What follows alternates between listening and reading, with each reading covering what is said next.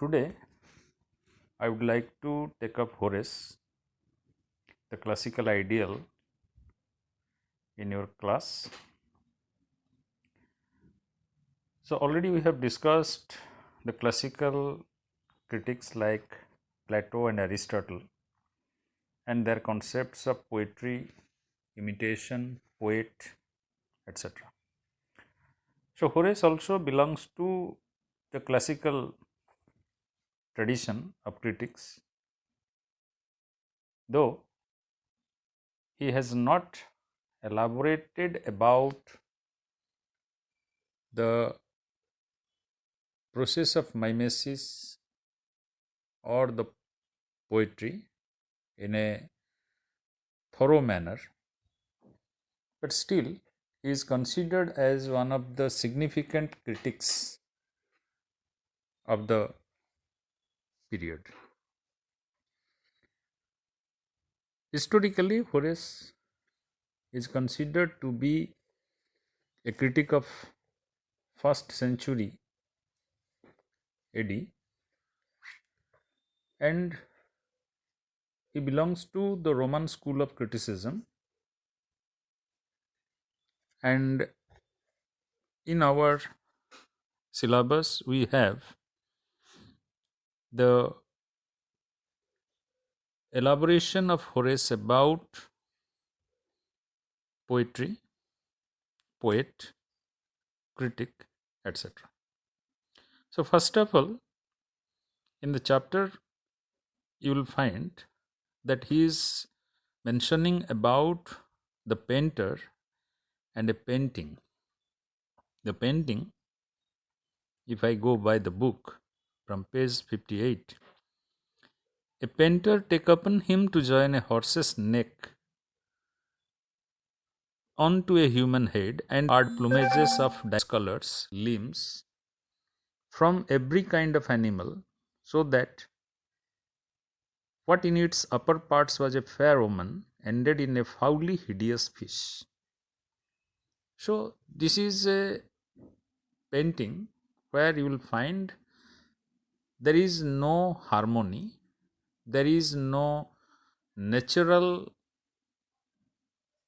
harmony within the painting. So, why Horace is talking about such a painting? That means Horace wants to give us two ideas. First thing, any creation is a fantasy, is an imagination beyond the reality. It is not real. What the painter painted in this painting is not a real animal. Rather, it is an imaginary, fantastic animal. So, every creation of art is not real. It is imagination and fantasy. And second thing, he wanted to impress here that a painting, for example, can be non-harmonious in its depiction of an object. And if it is non-harmonious, then we may not believe, we may not subscribe to the idea in a realistic manner. And then Horace is moving forward to elaborate in the second paragraph that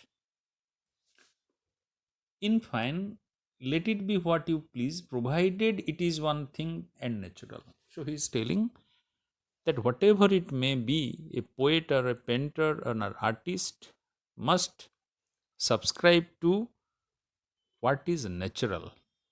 If the artist or the poet presents something very unnatural, then it will not be believed, it will not be taken seriously by the reader or the audience. And then in the third paragraph, he is telling, we poets, for the most part, father and young men, worthy of your father, are the victims of our own ideals. I labor to be short and become obscure. While I pursue smoothness, my work lacks vigor and spirit.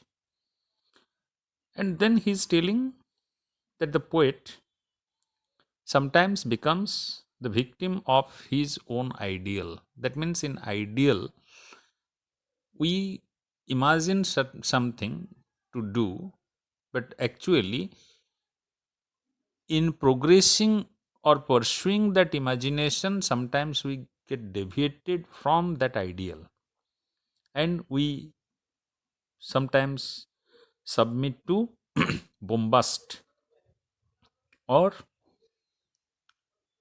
what is known as improbable. Therefore, he is telling at the end of that paragraph, thus the shunning of one fault, if it lacks skill, leads to another. So, the poet or the artist must have a skill to delineate his ideas or his ideals in a natural and harmonious manner. Do you get the point? He started with harmony, and then he comes to talk about naturalness, and then he talks about the skill. So, any work of art must have these three points. It must be skill, it should have naturalness, and it should have harmony. Then he is telling why all these three things are necessary. Because with these three things only, he can represent a whole, represent a complete thing. If an artist lacks any part of these three characteristics, then his creation cannot be a complete whole. Then you come to page number 60, and you will find, and it is his first point, that how to create a good poetry or art, or what should be the first characteristic of a good art. You who write, take a theme suited to your strength, and ponder long what burden your shoulders will not bear and what they can. That means he wants to advise the poets that a poet should make a choice of a particular theme which is suitable to the strength of the poet. So, here the question is, what is the strength of a poet? Definitely, it is not the physical strength. It is the strength, means it is the strength of his characteristic. It depends on the particular personality of a poet. That means poetry is of different categories: romantic poetry, war poetry, tragic poetry, epic poetry, etc. So, the personality or the personal characteristic of a poet with his mental embellishments can do justice to his poetry. So, the poet has to very carefully make a choice of the theme. And then he is talking about that by telling in the next paragraph that one of the characteristics of the strength in a poet is the linguistic selection, that is, the selection of the language he uses. And he elaborates that language is not a static item, it is not a static thing. Language is an evolutionary thing or idea which evolves with the time, space, experience, etc. So he's suggesting by that means is that the poet in 21st century, if he makes a choice of using the language of 16th century, however great a poet he may be, or whatever the poem composed through that language will not fit it. So the poet has to take note of the literary evolution of his period. That is the first subpoint under the point or the head of strength. Then the second subpoint in the next paragraph he elaborates is that it is it is the proportion or the harmony. By citing the example of Homer, he is bringing out the concept of proportion or harmony in a poem. If a poem is not harmonious, harmonious doesn't mean only the sound, the rhythm, but the proportion among the expository part, the introduction, the elaboration, and the conclusion. A particular poem may be a very short lyric, but a short lyric is also consisting of different parts.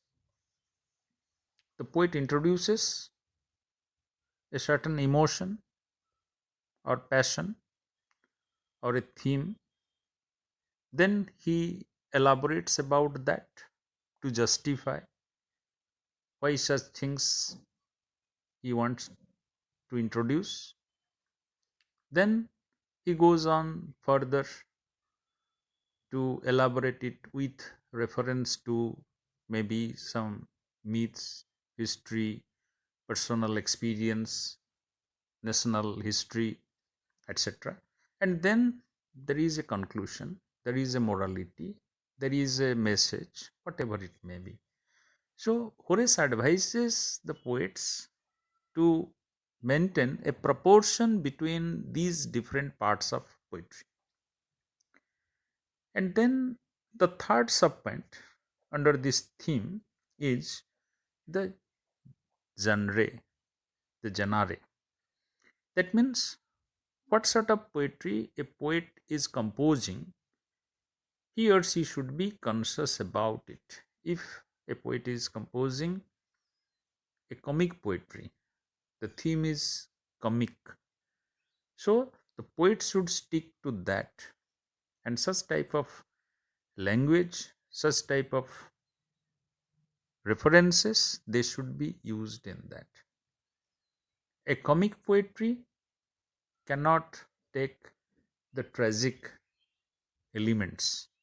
So in this way, Horace is like Aristotle, who emphasizes on the division of drama or dramatic poetry into comic and tragic. Then coming to page number 61, the first paragraph, it is the second point. It is the second characteristic of composing a good poem. He is telling it is not enough for poems to be beautiful, they must be pleasing and draw the spirit of the beholder whithersoever they will. So he is telling that poems to be beautiful,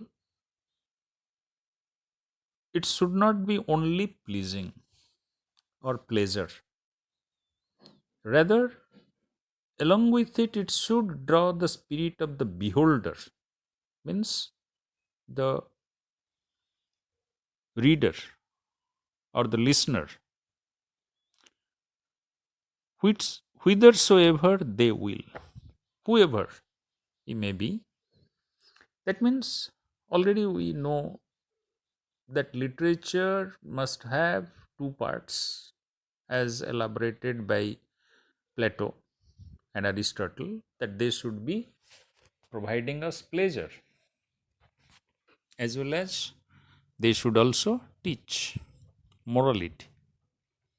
So here Horace is also going by that by telling that poetry should be beautiful,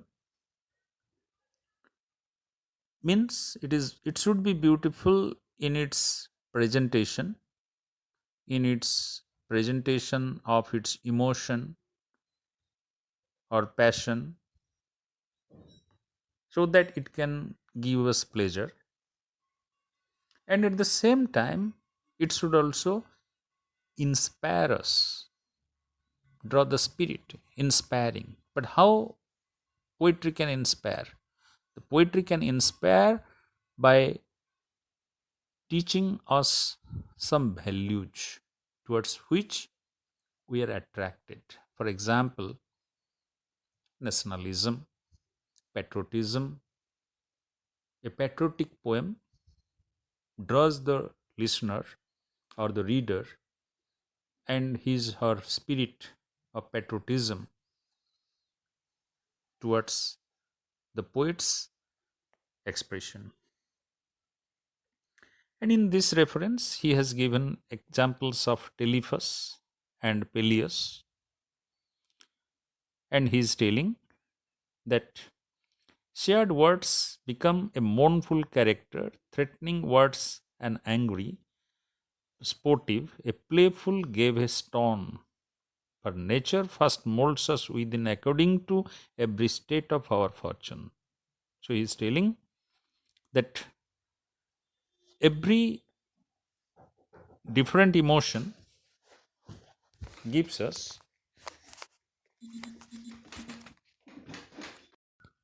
Now, continuing with this second point of Horace, let us look at his ideas being elaborated. Actually, this part of his theory conforms to the expressive theory. In this expressive theory, he talks about sad words suitable for mournful characters, threatening words for an angry character, etc. etc.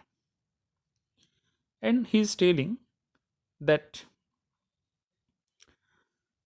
feelings go a long way in determining the character of poetry when these same feelings being expressed by the poet is interpreted by the reader in the same manner. Then he is telling, if the words are out of tune with the fortunes of him who speaks them, the Romans, horse, and foot raise a laugh. So he is again confirming that a sad character must not be given comic spirit or comic language, and the so on, so forth. Then coming to the third point, the last paragraph of page number 61 is talking. The advisory for the poets is that follow tradition when you write or invent consistent characters. That means the poets to follow the tradition. Tradition means it is not the tradition what had been, but the tradition what is going on. That means the poet should be contemporary in his poetic expression or poetic selection of theme or of the language. So tradition is an evolutionary concept in Horace's critical theory. And tradition also suggests that the poet should not take any other idea which is incongruous or not in harmony with the feelings, emotions, or the contemporary expressive concepts. So, a poet must follow the tradition. That means if you want to compose, express. In the third part, we will discuss about Horace's idea about drama or poetry, and he emphasizes on indigenization of life in art. That means he is suggesting that the Roman writers, poets, or dramatists, they should present the Roman life, the Roman experiences to be more credible. You people can remember about Chaucer and Chaucer's contribution to English literature, his Canterbury Tales being the first English poem. Why? Because it represents the English life, the English characters, the English experiences. So Horace also emphasizes on indigenizing the life presented within the drama or poetry. And he elaborates that the audiences, they will be more pleased, they will be more enjoying or more participating in the process of art or enactment of art when they can identify themselves with the life or the experiences presented there. And he talks about his idea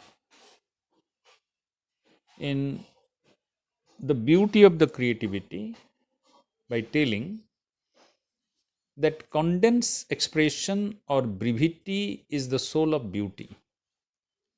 Poets seek either to profit or to delight, or to say what shall be pleasing and at the same time helpful in our lives.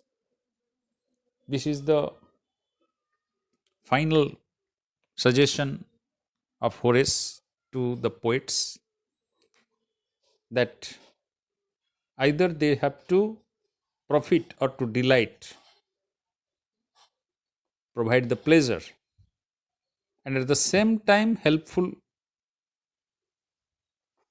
in the lives of the audience or the reader. So, in this way, Horace almost conforms to those very ideas that Aristotle has presented in his critical idea, with certain differences. And he suggests finally that unpublished works can be destroyed, the word once uttered can never be recalled. He gives us the idea that if a writer or a poet doesn't complete his or her work, and that should be destroyed. Why?